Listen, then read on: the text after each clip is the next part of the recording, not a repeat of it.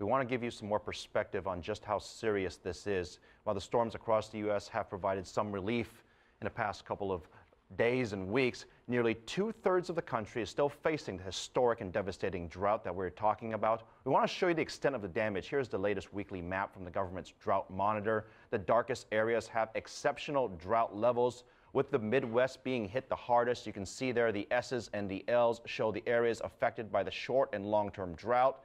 There's simply no good news there, and the further west you go, the more areas you see with long-term drought of at least 6 months. Some of the regions experiencing extreme or exceptional drought, the two worst classifications rose nearly 25%. That's up 2% from the previous week. And that gives you an extent of just how serious things are. And it's not just the U.S. drought isn't just killing crops alone, it's also hurting shipping routes. Low levels of waters in major areas of the Midwest means big challenges for shipping. But there is one silver lining for some companies. Ginger Vaughn in Houston explains. Drought in the Midwest has reduced water levels on the Mississippi and Ohio rivers, potentially costing the shipping industry hundreds of millions in lost profits, according to industry experts this week.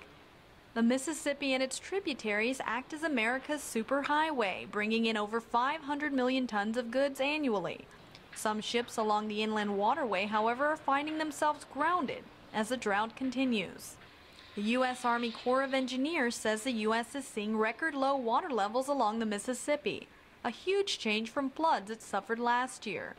And now, Army engineers are in the process of dredging 19 harbors along the lower Mississippi to keep water levels at the minimum 9-foot level, the national standard for U.S. harbors.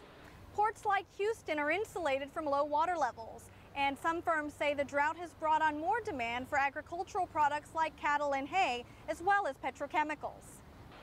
The Port of Houston says dry weather actually keeps silt that comes with rain out, keeping dredging costs low.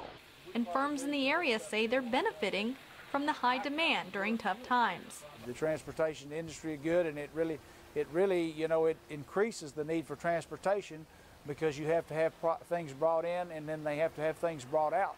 So, I mean, the transportation industry is best it's been right now in Texas. The drought, for some of your shippers, it can decrease things depending on what your product is you're shipping.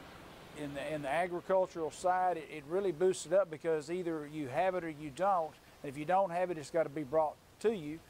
And then if somebody else doesn't have it and you're producing it, it goes out. While ports and transportation firms southwest of the Mississippi are literally keeping their heads way above water, many states across the U.S. are praying for rain. Ginger Vaughn, CCTV, Houston.